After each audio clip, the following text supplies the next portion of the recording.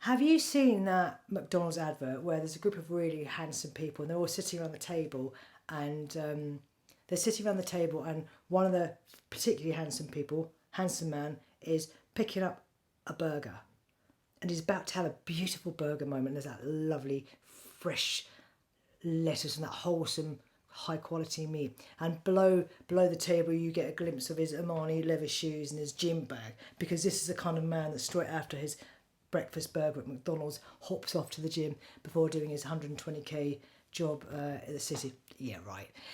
Anyway, he's about to have that burger and he's about to bite into it, and that food advert's been sold to us, hasn't it, on the basis of the moment, seducing us by the moment. And pretty much most food adverts work on that basis. You know, think about Marks and Spencer's adverts at Christmas. You know, you get all that lovely food, really highly visual, made to look sensational, and then you see that yummy, it's food porn basically, and you think, I have to have it, I can't resist. And there is nothing wrong with seducing us on the promise of the moment, because the moment's very important, and we don't want to constantly feel that we're having to come back to the moment just through puritanical self-discipline. That's a bit boring. But what if we can continually seduce ourselves to a moment of bliss without having to resort to toxic food or food that stresses us and stresses our bodies and creates obesity and cancer and all of that stuff? What if we could do that? That would be better, wouldn't it? Because there is a way of bringing ourselves back to a place of bliss without having to play these programs. So what our brain does is it just plays the same program. So if we're constantly eating, or eating out of a need to change our mood, if we're eating because we feel like if we don't have that, we're going to be stuck with this horrible, insatiable food craving, or this horrible thought that's going around in our heads about, I have no willpower, I can't do this, or I need to have this. Or if we're eating because we feel shit about ourselves, that is really unhelpful. So there is a protocol that I'm going to show you right now, and it's called a 3B. It's called the 3Bs, and it's a way of showing you how you can change the program in your brain. Because what happens with our brains is, if we've been running a program where we're eating out of lack of control or out of unhappiness, our brains just keep repeating that program. And what our brains do a lot, they get even better at, so they just keep going again and again and again, running the same programs.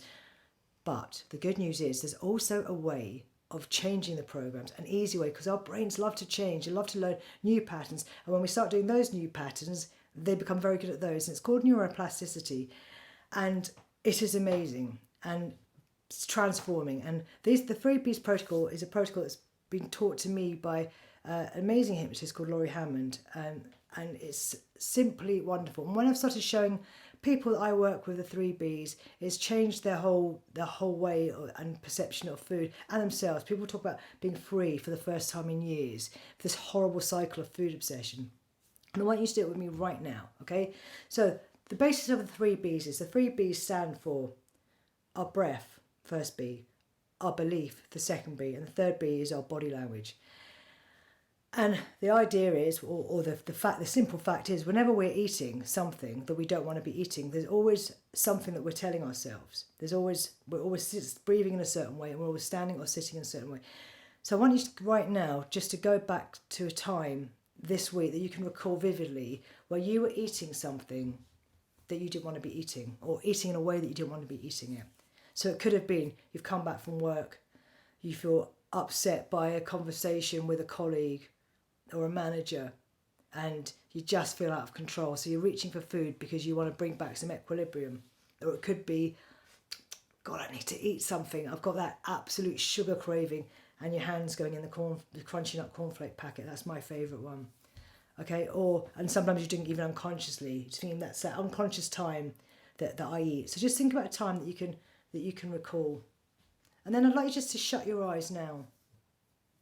I want you to shut your eyes and see what you can see, hear what you can hear, and just smell. Just remember everything about that moment.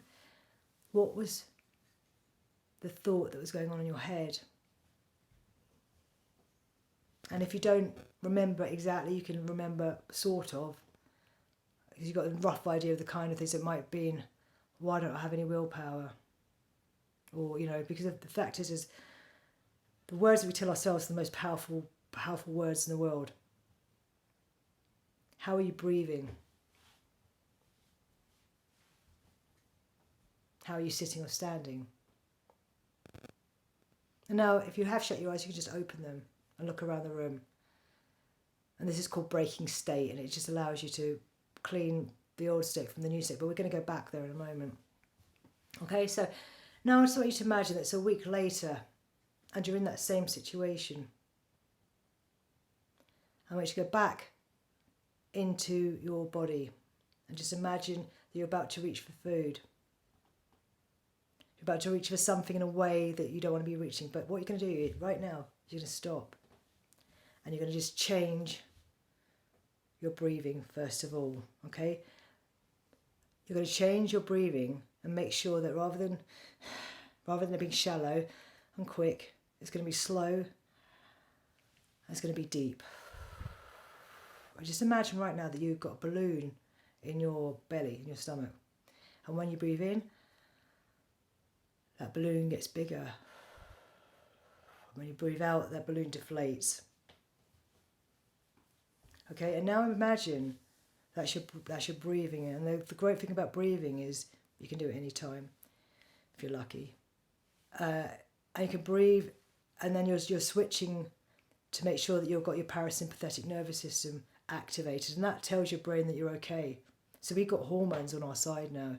You're switching things up to help make this really effective. So that's why we start with the breathing. You feel calm.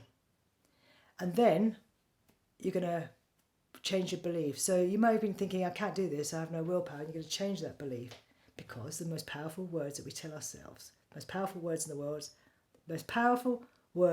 world are the words that we tell ourselves. Oh my God, I'm going to keep this in because I'm not doing this again. So what are you telling yourself?